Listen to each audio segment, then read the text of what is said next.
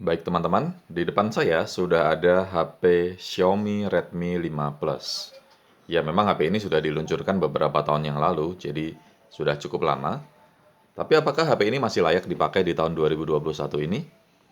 Nah hari ini saya mau coba ulas kelebihan dan kekurangan dari Xiaomi Redmi 5 Plus. Yang pertama, kelebihannya. Kelebihannya dari segi layar ya. HP ini memiliki bentang layar 5,99 in, jadi hampir 6 in ya.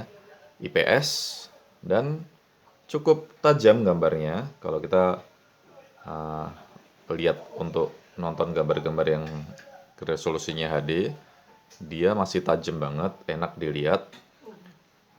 Dan kalau kita lihat dari sisi samping ya, dia sampai maksimal pun dia masih kelihatan ya gambarnya. Jadi ya layarnya cakep. Yang kedua yaitu infrared. Dia memiliki fitur infrared dan ini berfungsi untuk remote ya. Dia ada Mi Remote.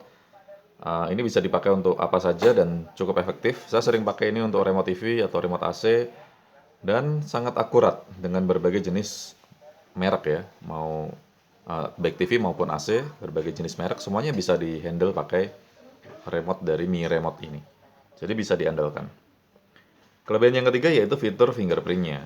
Jadi fingerprint-nya enak disentuh ya, artinya posisinya pas dan dia cukup cepat. Jadi untuk buka dia cepat sekali, sensitif.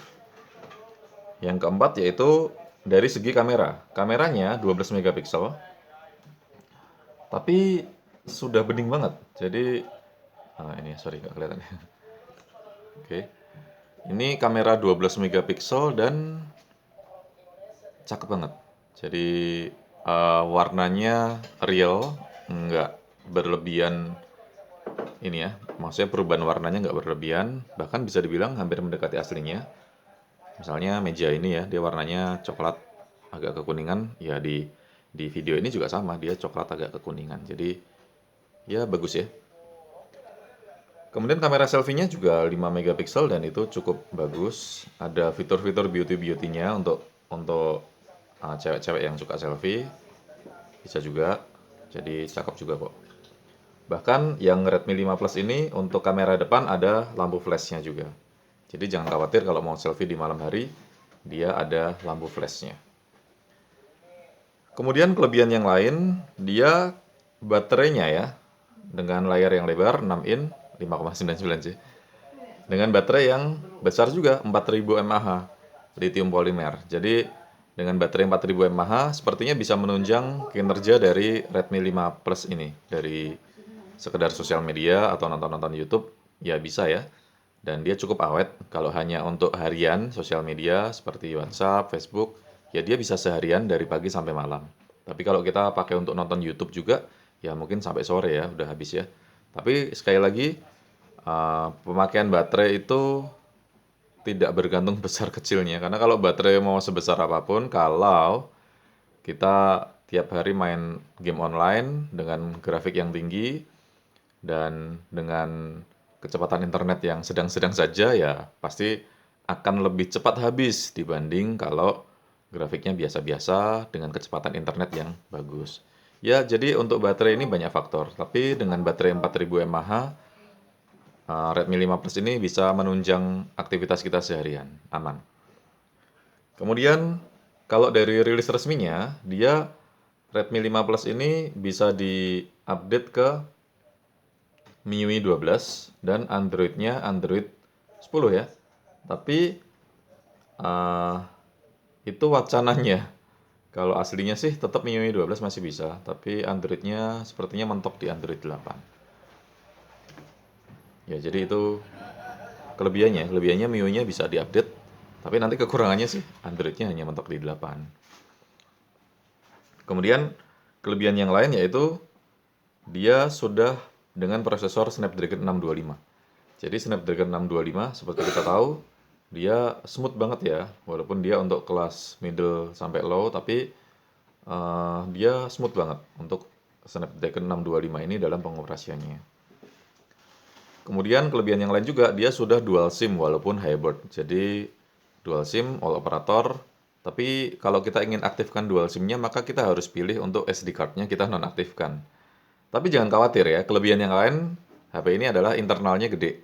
Jadi internal internal dari Redmi 5 Plus ini ada yang 32 GB, ada yang 64 GB. Tapi khusus untuk HP yang saya pegang ini 64 GB.